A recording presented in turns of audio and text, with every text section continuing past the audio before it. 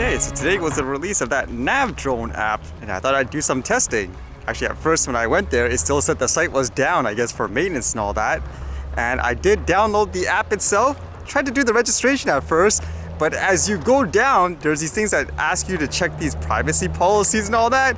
It actually wouldn't let you go through. I was like, hey, what's going on? And I basically went back to the main site because apparently there's a web version as well. And similarly, I guess that one you can't do it, except that one, it actually tells you it's under maintenance, which is what I assume the issue is. So maybe they should put like a message there or something where if it's under maintenance, you can't, I guess, fully register. Because I can imagine there with no error messages or anything like that, when you use the app in trying to create an account, people would just assume maybe it's a compatibility issue or something like that. So registration at first is pretty straightforward. You put your name, your number, and so forth. And once you register, they ask you to verify your email. So I thought it would just be one of those automated ones, but I was waiting for a while, nothing coming. I assume someone has to actually manually verify it. Eventually it did go through, and I started to go to the website version just because I thought it would be easier and more efficient than doing everything on the phone. I had to register the drone itself, and in terms of the pilot certificate, I had to register my advanced one. And from there, I guess you could create operations and stuff like that. So that's what I'll be testing today. Let's see how it's like. I'm going to do it in a zone which I know from experience they approved pretty instantaneously, no contacting the tower and all that. And it is kind of actually near anyways, like Class G, and it's basically in Class C. So it'll be kind of interesting to see if it's instant approval or not, which is what they say it should be for, I guess, really simple operations. Okay, this is around the area I want to do the test flight to see if it works. And I guess let's find some shades and stuff like that just to set it all up and you guys can see through the process. Okay, so let's get this started. I just logged in here. And you can see here it says your flight cannot be validated without selecting a drone, so let's do all that.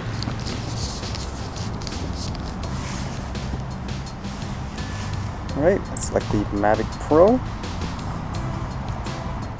Right now it's on the basic, so I'll change it to the advanced. Okay, I actually wanted to start it off a little further, but there's the only place here with seating and shade, so let's see how simple or straightforward this is. It kind of has my GPS location here right now, so let me move this down a little further, I guess, like the dot. There you go. There's where I want to basically have my operation. What does it say here for action required? One action required. Your requested operation is inside control airspace at or below the lowest altitude. Therefore, automatic authorization will be issued. I'm kind of curious too, because normally you'd have to have all the emergency contacts and stuff, so I'm wondering if they actually give it to you. I have it on speed dial, but I don't see it here at the moment. Let's save that. Now it says not allowed. And why does it say not allowed? One negative. No pilot selected. Okay. Okay, operator, that would be me. Yeah. Start at 38. Let's just say it ends in 30 minutes. Task. And I guess you can here name it for whatever you'd like. Are you sure you want to publish this operation? Yes. Your operation was successfully published. Okay, so I'm just recording the process here. Apparently, if you go into the task here, you can see I'm just going back. It says here publish, and I didn't actually take off yet. So if you go into the options here, it says action required. You need more, I guess, information. Task initiated.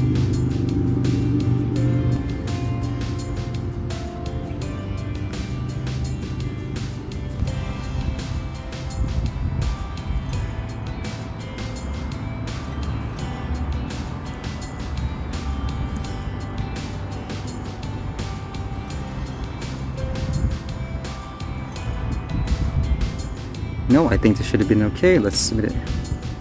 Okay, so now it's sent. So now I have to wait, I believe. So is this good to go? That's what I'm wondering, because it says resolved. Yeah, so I'm just wondering what's going on now. So I submitted everything. It seemed like it's the same thing that you had to submit before, but now they give you drop-down menus. It's going to be really simple, go up and down, but I submitted it. It says resolved, but I don't think I can actually take off yet. So yeah, I'm just waiting. Are you supposed to get like a confirmation or something? Okay, it makes me wonder if this was approved because just for the heck of it, I tried changing the height and stuff like that to see if it will make a difference. But now you can see here, it says, when I look at the warning, it says, warning, the proposed operation is within another drone operation zone. So it makes me wonder if that's my operation. But again, it doesn't really tell you like 100% if it was approved or not. That's the little confusing thing. Request access to controlled airspace with Nav Drone. Drone pilots and operators should review all the validation information provided by Nav Drone. If necessary, the operation's flight zone and/or parameters can be modified until you receive your desired validation result. Once your validation is complete, save and publish your operation.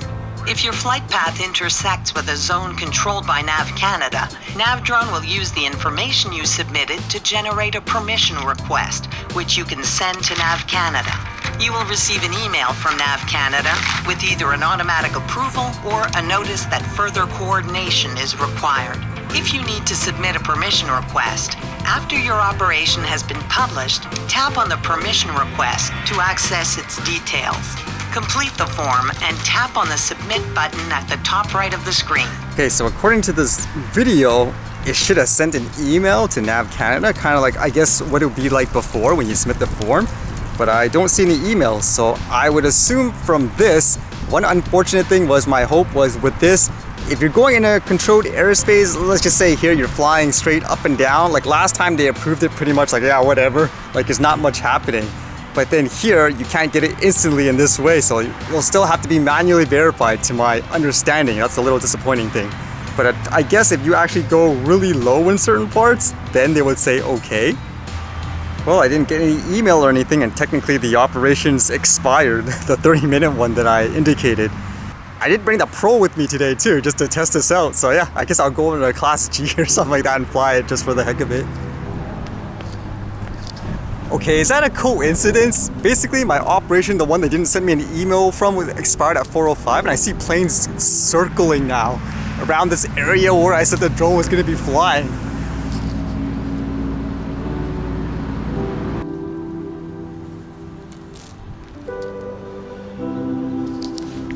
Although realistically, I should be below where they're flying, 500 feet and so forth, so there shouldn't be a need to quote, I guess, dodge or anything if that was the case anyways.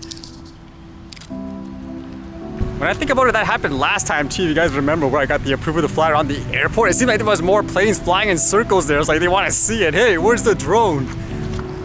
It's good, I guess, for people who are used to using that form to get approval for those advanced operations, because normally you have to do that all yourself in terms of getting all the coordinates, whereas this one, there's an actual map there.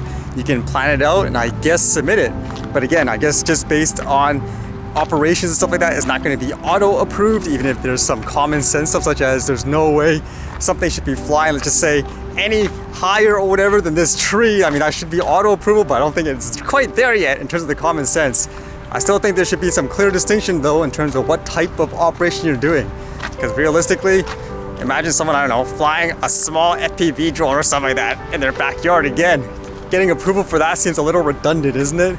Or having to get an advanced license just to fly in the backyard. But that's what I'm interested in seeing too, whether or not I actually get that email or anything like that, which they said you should be getting to see whether or not it's approved or not, even though technically the operation's expired time-wise.